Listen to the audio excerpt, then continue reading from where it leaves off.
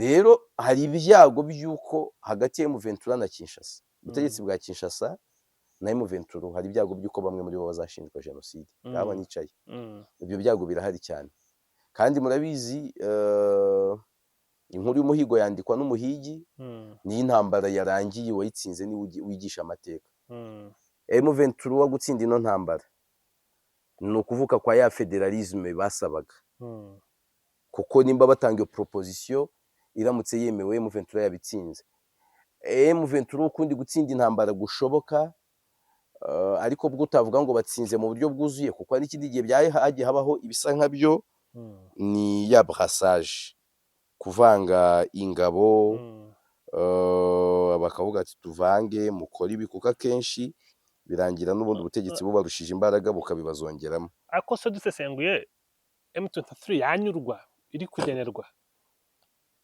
iyo kutuyibona n'ijambo ifite na autority ifite mu kuvuga iyo ugenewe ibyo ngibyo yanyurwa iyo wageze igihe ugenerwa ntabwo unyurwa abega cannot be choose iyo ugenerwa nyine suranyurwa utugenerwa ariko uyu munsi bavuga ngo bararambika intwaro kwa ubaya kwa uzuri hari igihe ryaba ari iherezo rya M23 ritangiye bikaba nk'uburyo byagenze muri 2012 bamwe bagatatana bagahungira mu Rwanda kandi muri Uganda bihe byari ugutsindwa nubwo no bagize uruhare muri uko gutsindwa iyo scenario yongeye kubaho nanone baba batsinzwe kandi none baba batsinzwe nabi kurenza mbere baratanze ibitambo byinshi bafite abantu benshi bapfuye barahahombeye amafaranga hari ab'imitungo yabo yatwawe noneho navuga ngo isi yarushijeho kuba digitale ikibazo cyabo cyaragezeho kitakabaye kigera ku rwego basigarana nyuma hari izindi nkurikizi M23 kuyitsindisha intwaro kuri iyi nshuro itsindishijwe intwaro byaba ari iherezo kuri yo keretse cyo koza kwitsindisha ikaramu byo bishobora gutuma ikomeza kubaho nuko iyo urebye intambara uko imeze none nta kimenyetso cyo gutsindwa kwa M23 gihari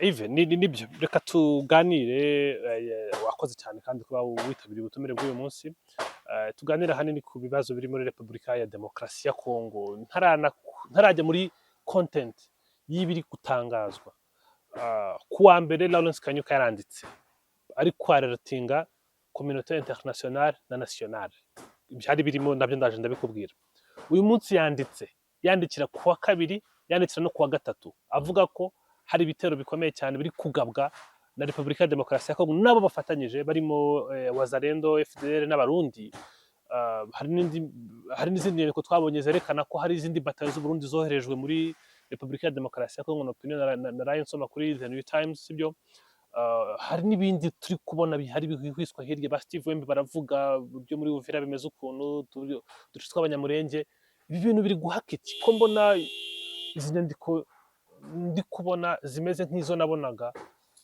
mu ntangiriro z'uyu mwaka ubwo umujyi wa Goma wagwaga ubwo umujyi wa Bukavu wagwaga ubwo intambara yari ikomeye se tukaba tugiye kubona isasu rishyushye ritakiri kuvugira inyuma mu bikari nuvuga ibyo by'inyandiko unabihuze ko Katari yemeje ko noneho AFC M23 na Kinshasa basubiye kuganira kandi ibyo Katari yavuze biranahura n'ibyo M23 yari yatangaje ko bajya kuganiraho baraganira ku ngingo ebyiri za CCLF ndetse n'ibijyanye no guhererekanya imfungwa ibintu nabonye Katari yanemeje ko yamaze kubyinjizamo CICR hari ibintu bibiri hari ibiganiro hari n'intambara kandi nujya no kureba n'izindi ntambara zose zabaye ni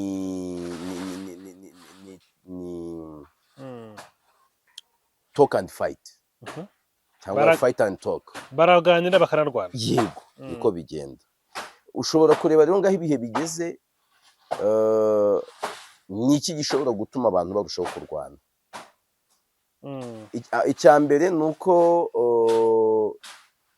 ibiganiro byabaye n'impapuro zasinywe duhereye ku itariki 19 z'ukwezi kwa karindwi, ibyasinywe byagombaga guhabwa umugisha ku itariki 8 z'ukwa munani, umugisha ukajyaho burundu ku itariki 18 z'ukwa munani bikanga. Ibyo ntibyigeze bikurikizwa. Nta CCRF yabayeho, nta mvugo rutwitsi zagabanyijwe, byabaye byose nuko abantu barushijeho cyangwa se bakomeje gushwana no kurwana, sibyo? Ibyo rero ubwabyo bishobora no gutizwa umurindi n'iki. Ejo bundi twagiye tubona minisitiri w'ububanyi n'amahanga w'Ububiligi Maxime Prévost asuye Kinshasa mu buryo butunguranye. Muri uko gusura Kinshasa mu buryo butunguranye, Maxime Prévost yagize atya, umuyobozi wa diplomasi y'Ababiligi atangaza ko uburyo AFC M23 yitwara bisa nkaho ahantu ifite yamaze kuhakaba burundu ari igihugu cyayo cyigenga, kandi avuga ko batazabyemera, bafite ibyo bagiye gukora. Kare nahoze mbona abanyamakuru nkotinga, nimwe muri radiyo nkurikira zo mu ntara ba radiyo Ishingiro, bavugaga ko hari amakuru y'uko Prévost yanabwiye abahagarariye Kongo mu biganiro by'idoha ngo mugenze gake mu byo musinya. Ibyo bishobora kongera akayihayeho ko kurwana. AFC M23 ishobora kongera akayihayeho ko kurwana nayo kugira ngo yumvwe kurushaho. Ndakubwiza ukuri ko iyo AFC M23 idafata Goma ku itariki 27 z'ukwa mbere, ngo ifate Bukavu ku itariki 14 z'ukwezi kwa kabiri, ibi biganiro bya Doha ntabyo tuba dufite. Amatama masa ntabwo asabira nk'igisigati. Katalizeri y'ibiganiro stimuli. Undi kera na wa mushuti watubuje kujya tuvuga mu biganiro tukiga biology, mwarimu witwa Karolu Deo Gratias yajyaga tubwira ati, zana ikirenge cyawe, kuramo inkweto, kandagira mu musumari, ntiwibabaza udakomere kugakandagiraho, atako utangira kubabara nyine mbere yo gukuraho. Wakura akakubwira ati kuki uvanyeho, ati numvaga ntagiye kubabara, ubyumviye hese, ati munsi y'ikirenge akakubwira ati ikigoryi gusa. Ati cyabaye niki? Ati cyabaye munsi y'ikirenge wakandagiye umusumari, amakuru aragenda ajya mu bwonko, sibyo? Ubwonko butegeka ikirenge kuvaho. Communication hagati ya stimuli na impulse, sibyo? Rero hari icyabaye cyastimulatinze ibiganiro, nuko M23 yari yamaze kugira iyo force de frappe yo gukubita igafata hariya. Yerekanye intege. Yego. Niyo musi yari gikeneye. Ishobora kuvuga ngo formule ni yayindi. Ubwo ndi kwirinda kujya mu kuvuga ngo ninde uri kubanza kuba atuma abandi bakubitana. Uyu musi ya AFC M23 niyo turi kubona amatangazo yayo, ariko na Kinshasa ari by'ibirega bimeze gutya. Uzabona n'abavuzi b'amacumu ba AFC M23 bakubwire batahangaha bahegereye ibintu bimeze gutya, birakaze, uvirejo iragwa. Icyo mpamya ni nabyo tumazemo iminsi, turi mu bihe byo kuganira abantu banarwana. Ibiganiro ariko by'intambara ishobora kutazaba ndende, kuko dushobora kugera ku gihe cy'impinduka. Impinduka zirimo kuba AFC M23 yavanga na Kinshasa, impinduka zirimo kuba AFC M23 itavanga na Kinshasa, impinduka zirimo kuba ubutegetsi bwa Kinshasa bwahinduka, none ibisigaye bikazashingira kuri izo mpinduka. Turi mu bihe by'intambara itazaramba cyane, kuko impinduka zo ziri bugufi. Aho ngaho niho nshaka kuri buze kunganira mu kanya. Turi mu bihe by'intambara, impinduka zirahari. Intambara n'ibiganiro. Ziri bugufi. Ibiganiro bishobora guhindura ibintu, ariko abantu bazaganira abantu banarwana. Ingufu ariko nabona ziri mu ntambara kuruta ibiganiro. Oya, ibiganiro nibyo byinshi, kandi bizanagira uruhare mu ntambara. Intambara ishobora gukarika by'igihe gito, ishobora kujyana n'ingufu ibiganiro byagize. Abantu baganira bate? Cyangwa ibizaba byose ibiganiro bizagira intambara. Nakubwiye ko zihera muri ofisi zikarangira muri ofisi. Ibyo byo ndabyibuka kubimbwira, ariko cyo nibaza hano uravuga uti rwose intambara zirahari ariko n'ibiganiro barari kandi bifite intege. Abantu baba bari kuganira gute bitanga umusaruro mu gihe turi kubona hari inyandiko nk'izi zikurikiranye kugusomera? Inyandiko yo kuri uyu wa mbere tariki 25 z'ukwezi kwa munani 2025 nibwo twabonye umuvugizi wa AFC Lawrence Kanyuka avuga ko mu gitondo cyo kuri uwo munsi hari ibitero bikomeye cyane biri kugabwa mu bice bituwe cyane, ni ibitero bigabwa na za FARDC n'abandi bafatanya, bavuga ati nabo barondora za Nyatura, za Mayimayi, za FDLR ndetse na Wazalendo mu bice bya Kibati na Munigi na Goma no mu bindi bice bihazengurutse. Hapfuyemo abasivile benshi, barongera hamagara amaorganisation de défense des droits de l'homme, de droits humains na communauté nationale na internationale, ababwira ko hari ibikorwa bihari biri kubikwa, biri no gukorerwa, birimo ibyaha by'intambara na crime contre humanité biri gukorwa na regime ya Kinshasa, regime kakistocratique de Kinshasa, bakorera abaturage babo. Bavuga ko hari n'ibikorwa bihari biri kuba bikorwa n'abacancuro. Asoza ku ijambo rikomeye cyane ati twabahaye inzira baragenda. Kuri iyi nshuro bishobora kuza kugorana, ngereranyije ko yagiye bivuga ko yavuzemo n'abacancuro ngo ntabwo bakomeza kubemerera kwica abantu mu kanya katarambiranye, nta saha iciyeho basohoye irindi tangazo bavuga ko Alliance Fleuve Congo iramagana mu buryo bukomeye cyane ikindi gitero cyo kwica agahenge cyakozwe na Kinshasa,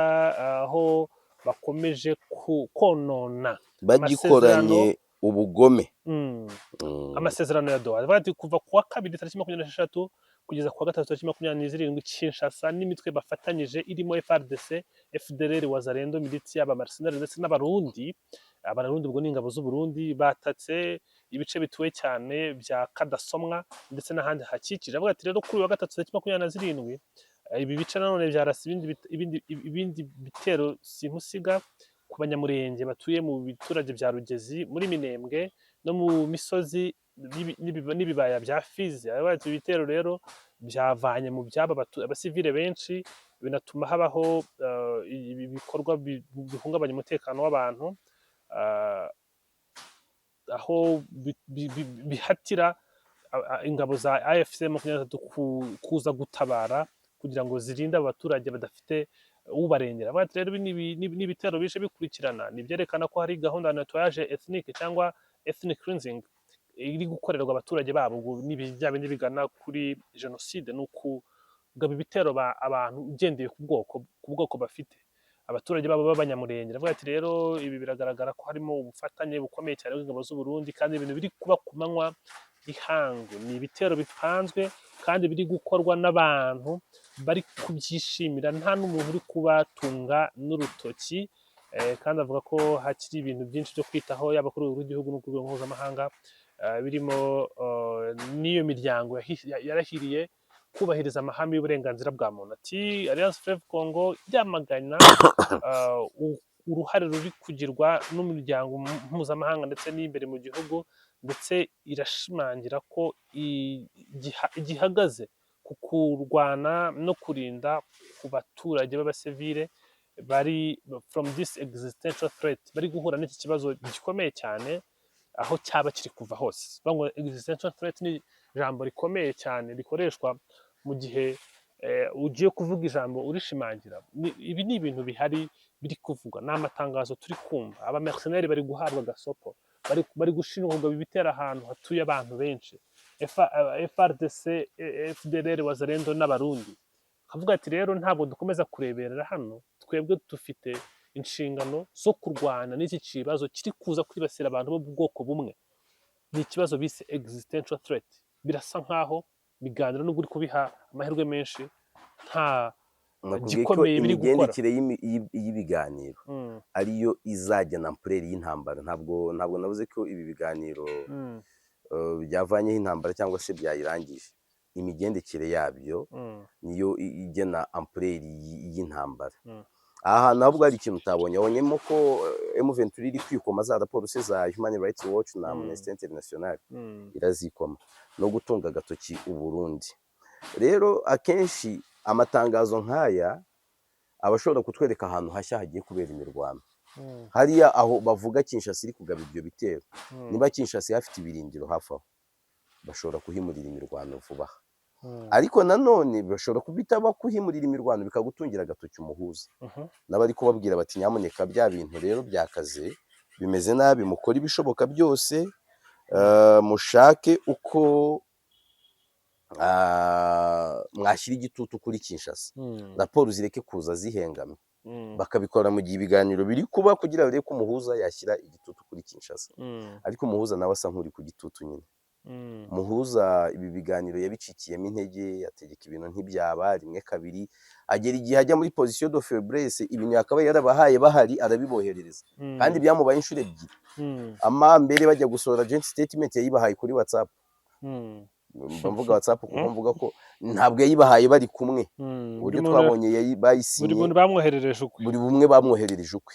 Ejo bundi umushinga wo kurangiza intambara awuboherereza ku itariki 14, bakabaye baragiye ku itariki 8 bagasinya ku itariki 18, ariko avuga ati ubwo bataje reka mubohereze, no kuri 18 ntibajyayo. Naho bagiriyeyo uwo mushinga nturi ku biganirwa, ku rutonde rw'ibiganirwa nturiho. Ibyo nabyo bigomba kukwereka rero ibibazo bihari naho biremereye. Ariko mu 23 tubona ufite ubushobozi bungana bute bwo kurinda ibice yafashe, leta roni kongeraho ibindi. Ese nimba nabo bufite, kuko wenda ushobora kumbwira uti irabufite kuko imaze amezi yose ikihari, ariko se ubona ari ibintu byarangira byamara igihe kingana gute? Igihe cyose yabihanganye na kimwe. Hari ibintu bavuga mu baratini ngo cete disperibus, ibintu uko bimeze ariko bikimeze, if factors remain constant, ibihari nta gihindutse, bigumye uko bimeze, ubwo bushobozi irabufite. Aba allies ba Kinshasa berekanye ko badafite, navuga ngo bari ineffective imbere ya FC M23 mu buryo bw'igisirikare, sibyo? M23 yerekanye ko ifite upper hand mu buryo bw'igisirikare. Nyuma yaho yakomeje gukora renforcement, noneho renforcement yagize yaje mu gice ubundi itagiragamo imbaraga. Uyu munsi yabonye reconnaissance iri mpuzamahanga, ibona kwinjiramo kw'abantu nka Kabila ntabwo ari ibintu bito, ihagumanye bavuze ngo ni Kinshasa izaza kuhabaka ntibyashoboka. M23 n'aba allies bayo uko byagenda kose nayo ntabwo iraho gutyo gusa, nta bantu bayifasha, nta nyeshyamba na zimwe zijya zigira imbaraga nk'izo abantu bafite, nk'izo M23 ifite, cyangwa nk'izindi nyeshyamba tuzi zagiye zitwara neza zidafite support. Abo baba ari bo bose nabo berekanye ko ari beza, bafite efficacité, bafite imbaraga. Bigumye gutyo Kinshasa ntifite ubushobozi bwo kuhabaka. Ndakubwira indi facteur ikomeye, ariko ndayivuga mu ibanga rikomeye ntasakuza. Bivuga gake na AFC M23 ahantu iri hari amabuye menshi, kandi ayo mabuye, isoko rya fraude ry'amabuye y'agaciro ntabwo rirafungwa. Ayo mabuye niba yatunga ibihugu by'isi byinshi, Kongo iryamiye ubutunzi bw'amabuye afite trillion 22 zirenga z'amadolari y'Amerika. Twabaza dusanga arangana nk'ingengo y'imari leta zunze ubumwe za Amerika, irarenga. Amerika ntabwo irenza miliyari 18, trillion 18. oya zifite 27, 24. GDP yabo ni ahubwo GDP no navugaga yabaye trillion 18.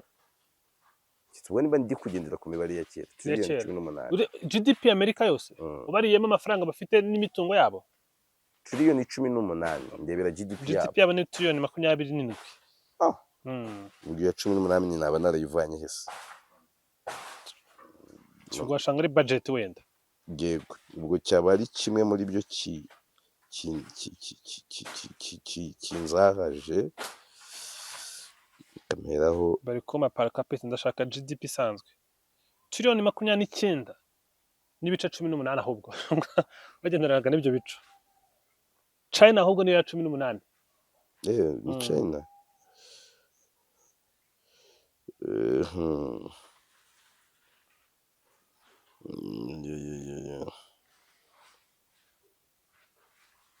Internet yangira kugenda kwishaka, twikomereze. Twikomereze rero uko byagenda kose ibiri aho ngaho byose, M23 iri ahantu hari uwo mutungo igice kinini cy'ubutunzi bushobora gutuma surviving by'igihe kinini. Ntabwo mbona M23 aho hantu Kinshasa yonyine yahabaka, ariko ntibivuze ko M23 itahamburwa. M23 yahamburwa gute? Igihe Kinshasa yakoresha systeme yakoreshejwe muri 2012 yambaza andi maboko ya FIB, cyangwa ariko utekereza iki ku mpamvu kuri inshuro aho byo bitarakorwa? Amerika iracyabalansa inyungu zayo. iracyareba ibyayungura neza, nimba ari M23 yabungura neza, nimba ari Kinshasa yabungura neza, cyangwa hagakora ibyo Laurent Desire Kabila yakoresheje, byo bisa nkaho kuri Tshisekedi yabigerageje bikanga, byasaba ko biba bifite efficacité nk'iyo Laurent Desire Kabila yari afite mu 1998. Tshisekedi nawe yagerageje kwiyambaza ibihugu ariko ntabwo byamuhaye umusaruro nk'uko byari bimeze cyangwa se abandi byari bimeze. Rero aho hantu M23 kuhava byasaba nyine izo formule, nibyo bihugu by'ibihangange bihavanye hakoreshejwe umuriro, kuri inshuro simbona bayibwirisha mikoro ngo yumve n'inyandiko, cyangwa bakayirisha imbwa, akaba ari ibindi bihugu biri buzemo nyine, ariko ntabwo Kinshasa nyine ifite ubushobozi bwo kuhavana M23. Ibyo ni ibintu abantu babonye ino ntambara igitangira, mu buryo bw'igisirikare ntabwo ifite, nta gisirikare ifite, cyese bavuze ngo ni iby'imyaka 10 kandi M23 yabimaze kwiyubaka cyane. Bavuze bati dukore tactical withdraw, twemere ko twatsinzwe, twisunganya turebe igihe twazakuriraho M23. Wowe uratekereza ko yabimaze kugira imbaraga zirenze? Yego. Imbaraga zirenze. Hanyuma ku kijyanye n'aba baturage b'abanyamurenge bari kuza in question, ntabwo ari ubwa mbere baje in question, ntabwo ari ubwa kabiri baje in question. Urabona ko tugendeye ku nyandiko ziri gutangazwa ziba muri Repubulika ya Demokarasi ya Kongo, cyane cyane abo mu ruhande rwa M23 baravuga ko aba baturage bugarijwe, ni abaturage bari hagati y'aho M23 igenzura ndetse n'ibindi bice naho Kinshasa igenzura. Abaturage bo ibyabo biraza kugenda bite? Se bwo bo baricara? Abaturage bose basanzwe bafite umutwe ariko wahagurutse ngo barwaneho, kandi uwo mutwe ukorana na FCM 23. Ahubwo ikiba gikomeye aho ntabwo ari icyo gusa, aha ni nkaho M23 imaze iminsi nayo iri gushinjwa ko iri kwibasira abahutu, sibyo? Mu bwicanyi butandukanye yashinjwe inahakana. Yego. Hamwe bati bishe 319, ahandi 140 na bangahe gutya. Nyamara iyi ethnic cleansing M23 bashinjayo imaze imyaka irenga 7 hariya muri za Minembwe, abantu bafite izo outcry. Rero hari ibyago by'uko hagati ya M23 na Kinshasa, ubutegetsi bwa Kinshasa na M23, hari ibyago by'uko bamwe muri bo bazashinjwa jenoside. Aba nicaye, ibyo byago birahari cyane, kandi murabizi inkuru y'umuhigo yandikwa n'umuhigi, ni intambara yarangiye wayitsinze ni wigisha amateka. Yego. Uzatsinda ino ntambara hagati ya Kinshasa na FCM 23 azashinja undi gukora jenoside. Ibyo byatangiye kuza even muri noze, kuko urumva yaba ari ya raporo twaganiragaho ku wa mbere, niba nibuka neza, cyangwa mu minsi ishize ya Human Rights Watch, harimo ko hari ibikorwa bimeze nka nettoyage ethnique, ethnic cleansing biri gukorwa byibasiye abo bwoko bumwe, bagendeye ku makuru bahabwa n'aba witnesses bavuze ko hari abahinzi n'abandi b'abahutu bishwe bagera kuri 300. None no muri iri tangazo tubonye Lawrence Kanyuka avuga ko ibikorwa bihari nabyo ari ethnic cleansing, nabyo nibyo ngibyo ibirego se ntibisa, n'ibirego biri gusa, n'ibirego bisa. M23 yeguye intwaro kubera ethnic cleansing. Kinshasa ivuga ko hashize imyaka myinshi biba, yanatangiye gufata tariki 2/8 nk'umunsi wo kwibuka Holocaust. Bamwe abazatsindwa muri no ntambara agahinda kabo kazaburizwamo, abazatsinda bazashaka uburyo bakora manevre zindi, bashaka uburyo babona ababashyigikira muri lobbying n'ibindi, bishobora kuzarangira bamwe abazatsindwa bashinjwe gukora jenoside. Cyane hano n'amakuru bagendera kuri ku witnesses no uhagararira u Rwanda muri Loni yarabivuze, aravuga ati Ngoga, yego, Martin Ngoga aravuga ati hari abavuga ngo M23 backed by Rwanda, ariko ntaha turabona tuvuga ngo FDLR backed by Repubulika ya Demokarasi ya Kongo. Ahangaha bari kuvuga kuri atrocities zabonwa, ariko hari aba witnesses, abantu babyiboneye n'amaso, ariko hari ibindi biri documented. Ntabwo turabona raporo ya Human Rights Watch condemninga nk'igiturage cy'abatutsi cya nturo cyatwitswe ku manywa y'ihanga abantu bagapfa. Hari abo ntayo urabona ikondana ubwicanyi bw'abanyamurenge mu ubwicanyi minembwe bw'abanyamurenge, hari abo twabonye bakatwa imitwe bakifotoza bakavuga ko imana bamurase. bakanaribwa. Hari abo twabonye barya ibi byo. Urabona bizatanga justice yihe tuzabona ibintu biri fair ku mpande zombi? Ariko nabyo biba bihari, biba bibitse utagira ngo ntibabibona. Uyu munsi bijyanye n'inyungu bafite nonaha ibyo babirenza ijisho, ariko ejo M23 itsinze ino ntambara bya bindi babyemeza da, babiha agaciro rwose. Hari abo bajya babwira Kinshasa bati mu bwicanyi bwa Kishishe burya uwakomanze urugamba ni kanaka yari uwanyu. Aho ibyagenze gutyo amateka y'intambara ihindutse uwayatsinze niwe uyandika. Ariko se byagenda bite? Haba habaye iki? Haba hapfuye nde? Haba hahindutse umuhigi n'umuhigo uba uhindutse. Kugira ngo abantu bavuge bati wenda Kinshasa iratsinze cyangwa M23 iratsinze, reka duhere kuri Kinshasa. Byaba bigenze bite kwitwa ngo Kinshasa yatsinze intambara? Wongere unsubize, byaba bigenze bite kwitwa ngo M23 yatsinze intambara? Kwitwa ngo Kinshasa yatsinze intambara cyane cya mbere cyakorwa nuko FCM 23 yarambika intwaro kandi ikava mu bice yafashe. Kinshasa ikagumana control ahantu hose. Cyaba cyo kintu cya mbere cyo gutsinda ino ntambara. Yego. M23 gutsinda ino ntambara bisobanuye kwirekera aha hantu yafashe, izaba itsinze intambara byuzuye. M23 gutsinda ino ntambara bisobanuye kuvuka kwa Kivu, kwa Repubulika ya Kivu, nabyo bishoboka. M23 gutsinda ino ntambara ni ukuvuka kwa ya federalisme basabaga, kuko nimba batanga iyo proposition iramutse yemewe M23 yabitsinze.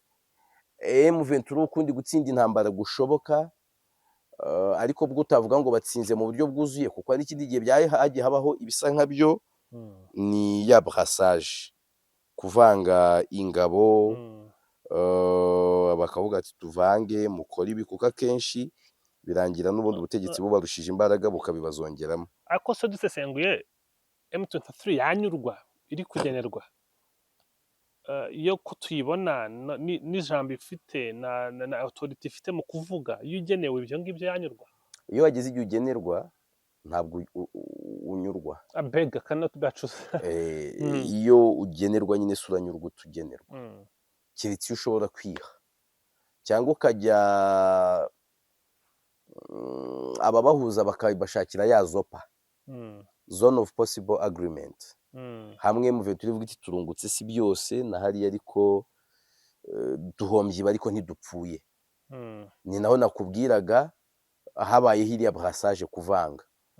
Baba bafite umushinga, igitekerezo cyabo kiba kibitse ejo bacyubura. Ariko uyu munsi bavuga ngo bararambika intwaro kwa ubaya kwa uzuri. Hari igihe ryaba ari iherezo rya M23 ritangiye. Bikaba nk'uburyo byagenze muri 2012, bamwe bagatatana bagahungira mu Rwanda kandi muri Uganda. Bihe byari ugutsindwa. Nubwo no bagize uruhare muri uko gutsindwa. Iyo scenario yongeye kubaho, nanone baba batsinzwe. Kandi no baba batsinzwe nabi kurenza mbere.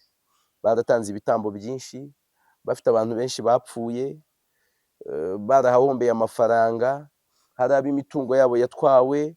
Noneho navuga ngo isi yarushijeho kuba digitale, ikibazo cyabo cyaragezeho kitakabaye kigera ku rwego basigarana nyuma hari izindi nkurikizi. M23 kuyitsindisha intwaro kuri iyi nshuro, itsindishijwe intwaro, byaba ari iherezo kuri yo. Keretse cyo koza kwitsindisha ikaramu byo bishobora gutuma ikomeza kubaho. Nuko iyo urebye intambara uko imeze none, nta kimenyetso cyo gutsindwa kwa M23 gihari. Uko ibintu bimeze none, nge ndabona ya option nakubwiraga yo kuba bizarangira Kinshasa ifite ibyo yishimira na M23 ifite ibyo yishimira, ndabona ariyo possibility ihari kandi izaba ni nziza kuri M23 kurusha Kinshasa. Hari umuntu watangiranye 0 agasozanya 25 cyangwa agasozanya 50, n'uwatangiranye 100% agasozanya 75, wa 25 abayungutse. Hari tugana ku musozo nago twavuga tudasesenguye Uburundi. Hari umwera nabonye witwa ngo ni Boyana Coulibaly, ni Dr Boyana Coulibaly, afite PhD, avuga iyo gituma researcher muri critical discourse and conflict analysis muri Great Lakes of Africa muri Afurika y'ibiyaga bigari. Hari opinion nasomye yanyujije eh, kuri The New Times asobanura ifite titre ivuga ngo Burundi military gamble in Democratic Republic of Congo, aho yavuze ko afite amakuru yizewe ko hari batayo 24 z'abarundi zoherejwe muri Kivu y'amajyepfo hafi ya Uvira ku mupaka wa Repubulika ya Demokarasi ya Kongo n'u Burundi. Akibaza ati niyihe motivation ihari y'u Burundi kwinjira mu ntambara, kandi bigaragaza ko izagira ikibazo kuri stabilité iri regionale.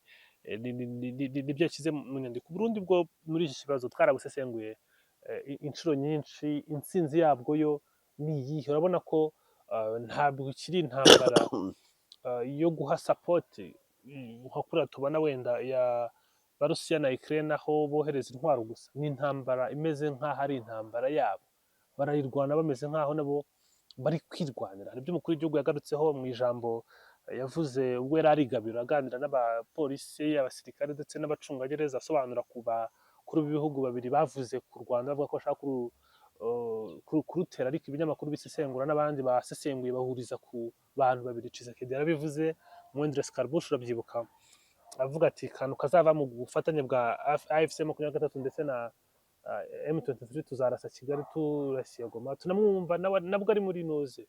General Neva avuga ko bagomba gufasha abanyarwanda gukuraho ubutegetsi buhari. Sesengura Burundi cyane muri ibi ngibi, intsinzi yabo irabiyihe? Kuko biragoye kuvuga M23 ntuvuga u Rwanda. Burundi intsinzi yabwo yenda gusa n'iya Kinshasa. Mbere na mbere uyu munsi ni ukutabona M23 muri zone zegereye umupaka wabo. Kwa kino konfuri yajemo ideology cyane, mbibona nk'aho abarundi intsinzi yabo nyine ni ukugumaho ku butegetsi bwa Tshisekedi. Iyi konfuri ishobora kurangira buvuyeho. Sinzi mba ari we twasesenguranye proposal Qatar yahaye M23 na Kinshasa. Iriya proposal itegura uburyo burenga butatu Tshisekedi ashobora kuvaho ku butegetsi. Inyungu y'u Burundi nuko Tshisekedi aguma ku butegetsi, inyungu y'u Burundi nuko M23 itsindwa ruhenu, inyungu y'u Burundi nuko bukomeza no kwibonera ku mabuye n'ubundi butunzi bwa Kongo. Kandi Kinshasa itsinze barushaho kuyabona, n'uyu munsi barayabona. Inyungu y'u Burundi irimo nini, hakazamo n'ibyo ngibyo bya ideology nayo iri ethnique iyoboye ino conflit. Yo ntashaka gutindaho mu bundi buryo. Yego cyane, ni byiza n'ukuri kuganira kuri izi ngingo, biba byumvikana, abantu batanga ibitekerezo bitandukanye. Nyemerera dusoza ko gusoza u Rwanda ruri muri question mu bintu byinshi, ariko biragoye ko mu minsi ya vuba tuzarwumva muri question n'igihugu cya Mozambique. Banza hari ahantu barasinye igihango, bari mu kwabuki ko nko mu kanya mpoze mbona umukuru w'igihugu yakiriye Perezida Daniel Francisco Chapo. Ni perezida mushya Daniel Chapo yasimbuye Philippe Nyusi rwose. mu Rwanda hari mu rugo Chapo ni inshuro ya kabiri abonanye na perezida ariko abaye perezida, ariko n'ubwa mbere aje mu Rwanda ari perezida. Gusa mbere gato yuko atorwa havuzwe amakuru yuko yasuye u Rwanda na Portugal. Ntabwo bintungura rero, uyu munsi u Rwanda ni igihugu gifite influence mu bihugu bimwe. U Rwanda Rwanda ntimukakabone ku ikarita ngo mu gasuzugure. U Rwanda ku ikarita ni agahugu gato, ariko anterime ya geopolitique na strategie rumaze gukura. Ni igihugu rero muri Mozambique navuga ngo kinafite influence kubera diplomasi militaire. Tuzabiganireho ikindi gihe. Tuzabiganireho ikindi gihe. Urakoze cyane, Imana iguhe umugisha Yves. Kangushimire. Wakoze cyane. Wagize neza kubana natwe uyu munsi. Nanjye nabashimiye ko ntekereza.